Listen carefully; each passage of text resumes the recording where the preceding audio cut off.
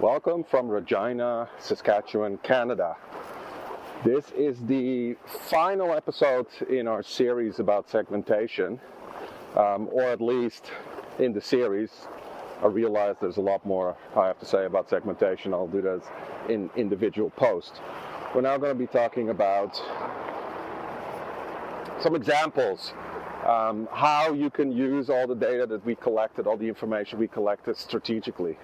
So I'll draw from my own experiences working with DMOs. So let's start with a relatively mature tourism destination. It's got a good reputation for the near-in drive market, especially in summer, popular with families, and their marketing objective is to grow the off-season.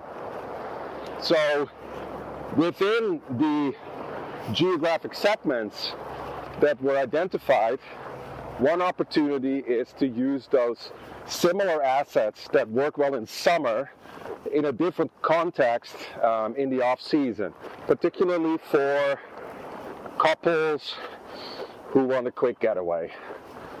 So one way to assess a market. Now, another example would be a less mature destination without a significant reputation for tourism. So in this case, you can't really rely on a general reputation and generic experiences that you might be able to get in other places that have a base reputation, so you're not competitive, you're not differentiating well.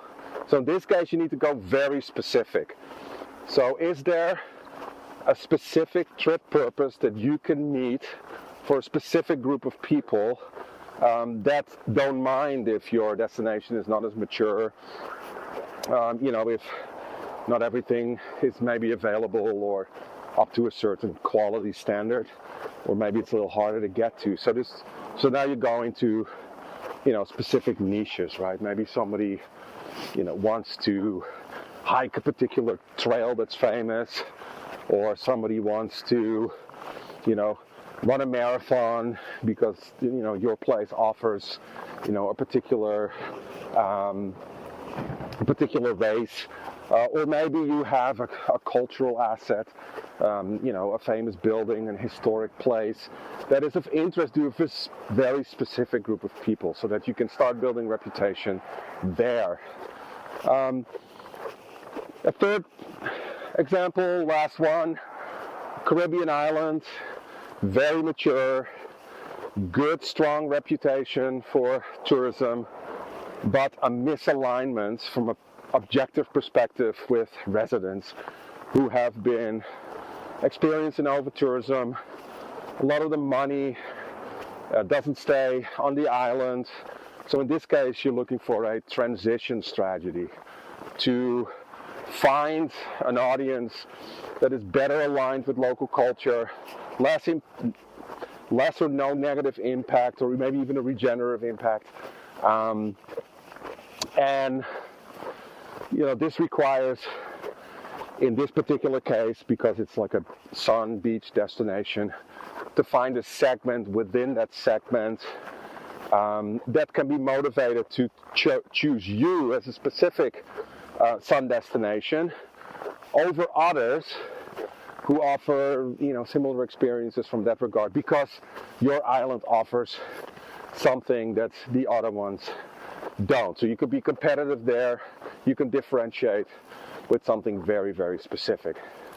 So there's some examples, and you can see how the whole process, starting from your objectives to some of the fundamentals, to your base segments, specific trip purposes that you can fulfill and motivations, how you can apply strategic thinking to identify new market segments. So do that, give me a follow, and I'll talk about segmentation and other stuff soon.